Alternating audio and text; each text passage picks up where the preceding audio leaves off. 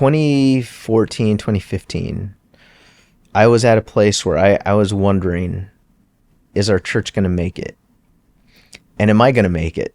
Like, I was really struggling with a lot, carrying a lot of things on my shoulders. And I had this adrenal exhaustion, this adrenal fatigue. I went to a doctor, and the doctor was saying, you need to cease and desist for a while. You just need to, like, not do anything for a while. That was very scary, because I think for pastors, it's a scary, vulnerable place to share that with other people. There's a lot of expectation of pastors don't go through those things. And I think, you know, I want to err to the side of, like, well, I've seen, like, my pastor Raul Reese, my pastor Don McClure, they went through worse things than I've been through, so I could go through this. And there are times when that is helpful, for sure. There are other times when we're struggling and it's scary to share those things, that when there's someone that comes alongside of you, it's very encouraging. I had a friend, his name was Jason, and he was pastoring a church in Santa Cruz, totally different church, very high church. He always wore a tie, even when we would get together, like, he always wore a tie.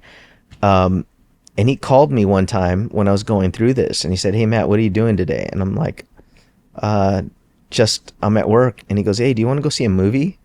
And I was like, it's a weekday. He's like, "Yeah, I just thought maybe you wanted to do something outside of what you normally do, just to get together." And I really appreciated that. And I think that one thing that we could do for pastors that are going through those things, other people in ministry, is just to come alongside of them and get them out of their rumination, out of their isolation. Mm-hmm. Hey, you know, do you want to, you know, go for a bike ride? Do you want to go for a hike? Do you want to grab lunch? Do you just want to talk, you know? Mm-hmm. And not necessarily bring up those things, but let them bring it up if they want to. Sure. If they want to bring it up, then great. If they don't want to bring it up, then not. And I found that that's not a waste of time. Mm-hmm. It's easy to think, if we're not quote unquote productive, then it's a waste of time.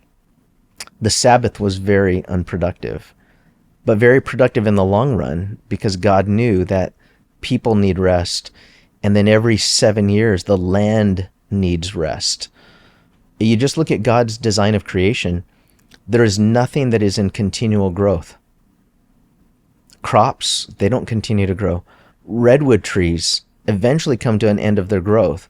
Like, they could last thousands of years, but eventually there are seasons for things. There are seasons of latency where it looks like nothing's happening, but that's necessary for the spring to come. You know, I think there's a flower called the crocus, and a crocus can be under the dead of winter, but when sun comes up, eventually a crocus will break through the crust of the ice and the snow. But it was latent for a while, just looking dead. So we need seasons like that, for sure. That's so.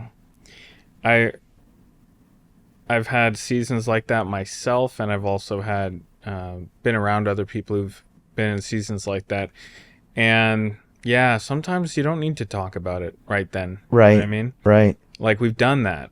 Yeah. Sometimes you just need to take them outside. Sometimes you just need to, you know, go bowling. You just need to get some people together, have a barbecue, whatever. I don't know. Just something. Yes. Get them out of there.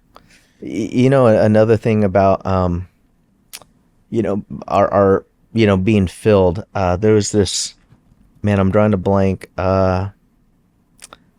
early church father, you know, like the classical church fathers. Augustine? It wasn't Augustine. Saint Bernard of Clairvaux. That was his name. He talked about in the church today, and this is like going back to 1300s, I think. He said, in the church today, we need more reservoirs and less canals. He said, a reservoir does not pour out until it is brim full and overflows, but a canal pours out as soon as water hits it. And he said, and this is in the 1300s, and he said, in the church today, we have plenty of canals and not enough reservoirs. I need to at times to be a reservoir where I sit at the feet of Jesus. I'm quiet in his presence. I go outside in his creation. I notice his beauty, his goodness, so that in that fullness I could overflow to others. But often I'm more like a canal where I'm pouring out everything I'm just always in this pour out mode. Yeah.